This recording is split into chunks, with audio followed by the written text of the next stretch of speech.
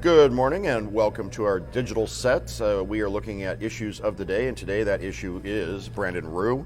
The World Health Organization announcing on Wednesday that it would begin testing and approving generic versions of insulin in an effort to lower prices and increase availability of this life-saving product. You, as somebody who suffers from diabetes, how do you react to this? Well, I'm obviously happy to hear it. I am skeptical based on the way that our country and the FDA handles the process from here on out. Probably not a quick fix, but a desperately needed fix. I think anybody, even with good insurance, feels the pain of this. I don't know if you have the numbers on how much this stuff costs, but... Oh yeah, we've got it. It says from 97 to 2016, insulin has gone from $20 a vial to $250 per vial. According to a report from the Washington Post, that's a 700% increase in 19 years. It's crazy, and a couple of months ago I went and got 2 vials, and I have insurance. 2 vials cost me $150 with insurance, so that's a huge amount. So we're talking about $250, $275 a vial for people who don't have good insurance or any insurance, and it is seemingly a supply and demand issue. Now, with that, does that qualify as a pre-existing condition? So once you hit your limit for out-of-pocket, then it starts covering then?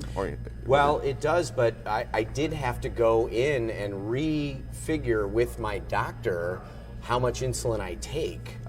So it doesn't really apply to this grand excess charge of insulin, but I didn't have the right dosage to my insurance company, and so once we didn't fudge or doctor the numbers, but we went a little more liberally on how much insulin I take so that I got more insulin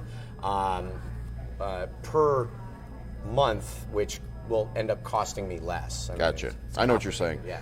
So insulin was, I skipped a part. The high prices have forced some people with diabetes to use expired insulin, rely on crowdfunding, taking less insulin, kind of like basically rationing their supply.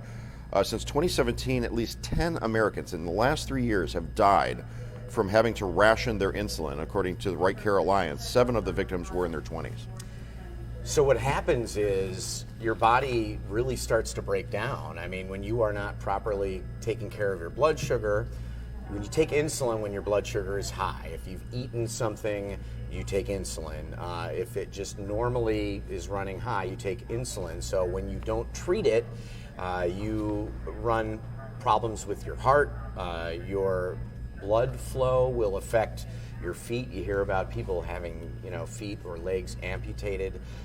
Blindness is also a thing here. So, you're rationing your insulin, but you're killing yourself, at the same time. And I do know that a big part of the problem worldwide is in other countries, but it's a big problem here too. So how did prices get so high? That's the big question, right? So insulin was developed in 1921 by 3 young scientists at the University of Toronto, so almost 100 years ago.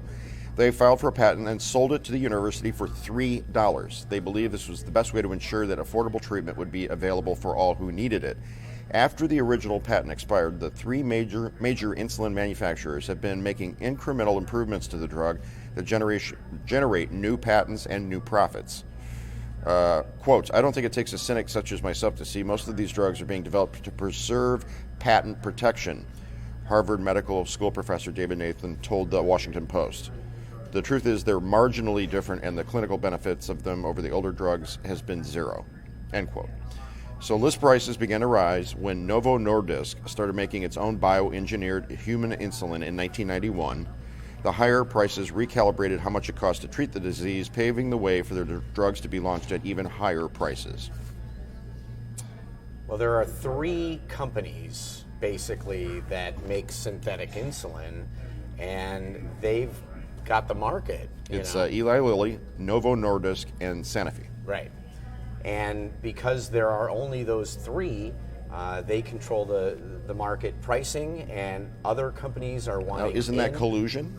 It is, and until Price it's fixing? exposed, or maybe like we saw with the EpiPens not too long ago on that giant price hike, people freaked out and things changed. So it is a little bit of, contact your congressman and make a stink if this is impacting you. The WHO, the World Health Organization, wants to use the model of the HIV drug success. Yeah. Back when it was first introduced, the cost per patient was 10 grand. Today, the price is 300 per year, according to the World Health Organization. So they're trying to, if we can use, have this HIV medication for not 10 grand but 300. Right. A generic version of it, more options for it. All of that will drive the price down. And, I think I'm one of those people just on, that I'll buy generic anything, pretty much, if I can save a couple of bucks, and I don't think I'm alone. So, yeah, this needs to happen, and what will happen is I think the companies maybe that are going to test still needs to happen, test and approve the generic forms of insulin. They'll have to pay the FDA big bucks just to apply for the testing and everything like that. So no quick fix, but at least the discussion is out there. Well, applying for approval from the FDA can be prohibitively expensive for small companies, which will most likely be the ones developing generic drugs. Right.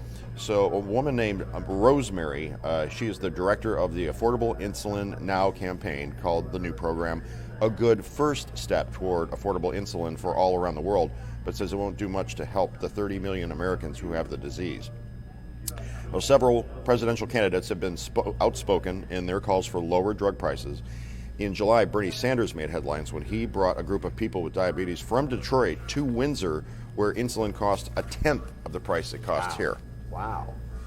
Yeah, Well, what's stopping you from driving across the border and getting your insulin? Decent insurance and expensive gas and bridge Time tolls. Yeah, that's about it. I mean, my son and I are both type 1, so we rely on insulin, and I would go, absolutely, if it were more impactful on my wallet, but right now we're able to manage it, afford it, but this is something that just has to be done.